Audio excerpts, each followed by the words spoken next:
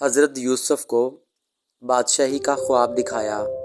والد کو بھی پتہ چل گیا، ایک موجودہ نبی ہے تو دوسرا مستقبل کا نبی ہے، مگر دونوں کو ہوا نہیں لگنے دی کہ یہ کیسے ہوگا۔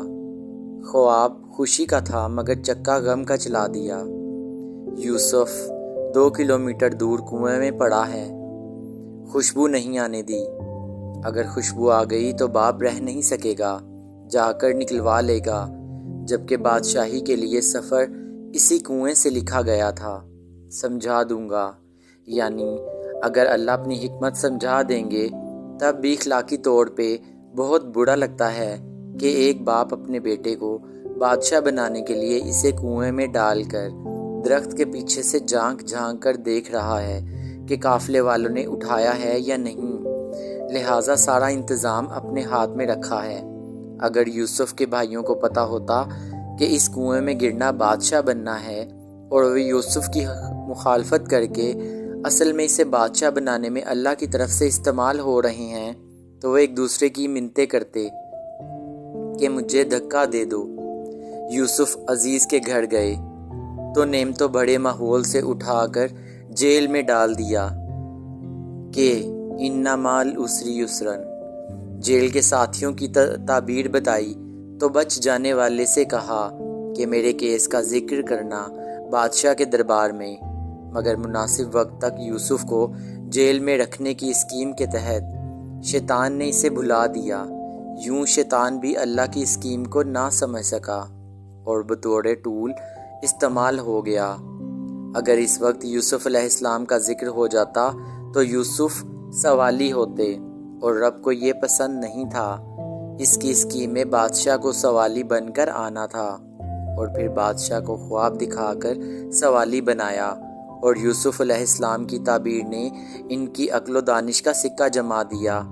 بادشاہ نے بلایا تو فرمایا، میں باہر نہیں آؤں گا جب تک عورتوں والے کیس میں میری بے گناہی ثابت نہ ہو جائے۔ عورتیں بلوائی گئیں، سب نے یوسف کی پاک دامنی کی گواہی دی، اور مدعیہ عورت نے بھی جھوٹ کا اعتراف کر کے کہہ دیا کہ حضرت یوسف سچے ہیں۔ وہی قحط کا خواب جو بادشاہ کو یوسف کے پاس لایا تھا، وہی قحط بانکا کر کے یوسف کے بھائیوں کو بھی ان کے دربار میں لے آیا اور دکھا دیا کہ یہ وہ بے بس معصوم بچہ ہے جسے تمہارے حسد نے بادشاہ بنا دیا۔ فرمایا، پہلے بھی تم میرا کرتا لے کر گئے تھے جس نے میرے باپ کی بینائی کھا لی، کیونکہ وہ اسی کرتے کو سونگ سونگ کر گریا کرتے تھے۔ فرمایا، اب یہ کرتا لے جاؤ، یہ وہ کھوئی ہوئی بینائی واپس لے آئے گا۔ اب یوسف نہیں، یوسف کا کرتا مصر سے چلا ہے تو کنعان کے صحرا مہک اٹھے ہیں، یعقوب علیہ السلام چیخ پڑے ہیں۔ تم مجھے سٹھیایا ہوا نہ کہو تو ایک بات کہوں، مجھے یوسف کی خوشبو آ رہی ہے۔ سبحان اللہ۔ جب رب جان نہیں چاہتا تو وہ 2 کلومیٹر دور کے کنویں سے خبر نہیں آنے دی، جب سوئچ آن کیا ہے تو مصر سے کنعان تک خوشبو سفر کر گئی ہے۔ اللہ جو چاہتا ہے وہ کر کے ہی رہتا ہے، مگر لوگوں کی اکثریت یہ بات نہیں جانتی۔ یاد رکھیں، آپ کے عزیزوں کی چالیں اور حسد شاید آپ کے بارے میں اللہ کی خیر کی اسکیم کو ہی کامیاب بنانے کی کوئی خدائی چال ہو۔ انہیں کرنے دیں جو وہ کرتے ہیں، اللہ پاک سے خیر مانگے۔ اور اس کے ساتھ ساتھ اگر آپ ہمارے اس چینل پہ نئے ہیں تو کائنڈلی میرے اس چینل کو زیادہ سے زیادہ سبسکرائب کریں، اور چینل کو بیل آئیکن کے بٹن کو دبانا مت بھولیں۔ اور اگر آپ کو ہماری ویڈیوز اچھی لگتی ہیں یا کوئی اس میں بہتری کرنا چاہیے ہمیں، تو اپنی رائے سے ضرور آگاہ کیجیے اور ہمیں زیادہ سے زیادہ سپورٹ کریں۔ ہم اسی طرح آپ کے لیے اچھے سے اچھے ویلاگ بنا کر لائیں گے اور اچھی سے اچھی اسلامی پوسٹ ضرور لگائیں گے، تاکہ اس سے ہمارا ایمان بھی تازہ ہو اور آپ کا بھی۔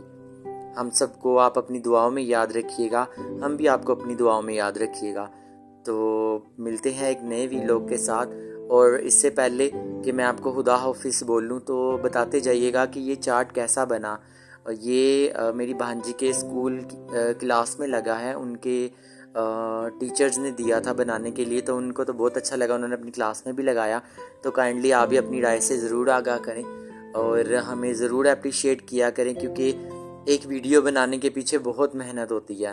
تو اگر آپ ہمیں سراہتے ہیں، آپ ہمیں اچھا رسپانس دیتے ہیں، تو ہم اور زیادہ سے زیادہ اچھا ویلوگ، اچھی ویڈیوز آپ کے ساتھ ضرور شیئر